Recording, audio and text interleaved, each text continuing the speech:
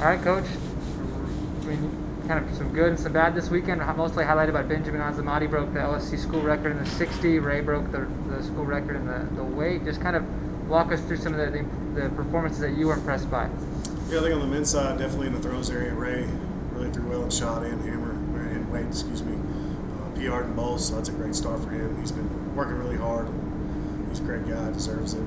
So Ray had a great meet on the throws area. Jumps area, I thought Jeremy Shoemaker and Keaton Parker, his Amarillo kid, I think they can help us. They showed that they could help us in the triple jumping conference. We were missing one of our top guys there, so I hope to get him back in a couple of weeks. And then sprint-wise, I mean, Benjamin Azamati ran outstanding, obviously. Really all our 60 guys ran well. To have 3 60 guys in the final at that caliber of a meet is very good for our program. And Ben won to win. And he was disappointed, actually, with his time because he wanted to win. So that's why he's a great one. So he'll continue to get better and just try to get as fast as we can get. But Desmond, his teammate, ran well on the 60 as well. So did Tyron Lewis in the 60, but really ran well in the 60 hurdles. He's an Amarillo Paladero kid, so he's really come on for us and had to sit out last year. So I'm really proud of him. 791's a big PR for him. And then distance-wise, I thought all our distance guys were really solid. So overall, solid meet. I mean, there were some good things, bad things on the men's side, mainly because lack of training or didn't train well over the break and maybe paid the price a little bit at that first meet. So some people got to learn the hard way sometimes. Women, same thing in the throws. Zeta had a little rough day in the shot with 3 fouls, but threw well in the weights. She was throwing well in the shot too, just couldn't stay in. And then Taylor Mixon, Amarillo High girl, really threw well. PR for us in the weight throws. So proud of her.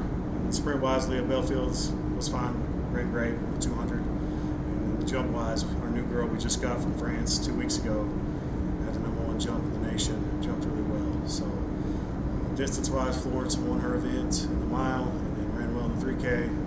I still think we got a lot of girls that were sitting out this week, so I don't think you'll see our full team, hopefully at Washburn in a couple weeks, January 30th.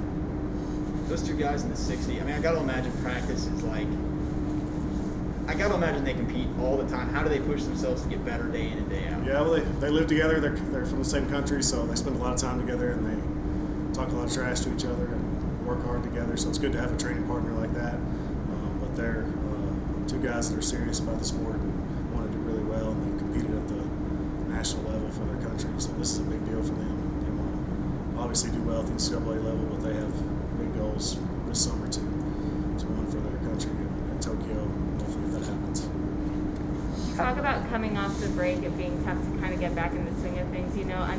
Now that you have one meet under your belt, do you think that'll kind of like jumpstart their mentality and their effort level a bit?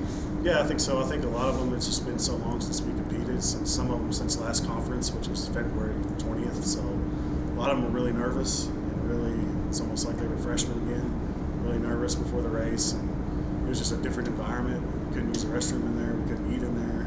So we had to go outside to do all that. So it was fun, but it was also way different. I think that now they know what to expect going to the next meet. I think once they see where they're at, now we'll just try to get better and try to improve from here. There's a lot of good competition at that meet. How do you think that prepares you guys going forward? Well, I think it's awesome because I think it pushed our guys, especially the 60 and 60 hurdles, just having those teams there. Texas, Baylor, Texas Tech, obviously, and Angelo State, one of the best teams in the nation. Wayland Baptist is one of the best teams in the AIA. So it was a really good competitive meet. I think that'll help us in the future because now we'll go to these other meets and we know that we've raced against some of the best teams in the country, no matter what division they're in. What do you guys do for this week and next week to get ready to head to Washburn? Well, this week we're just going to really try to get some training in and get back. The weather's not too great the next couple of days, but I think at the end of the week, Wednesday through Saturday, hopefully we can get something done.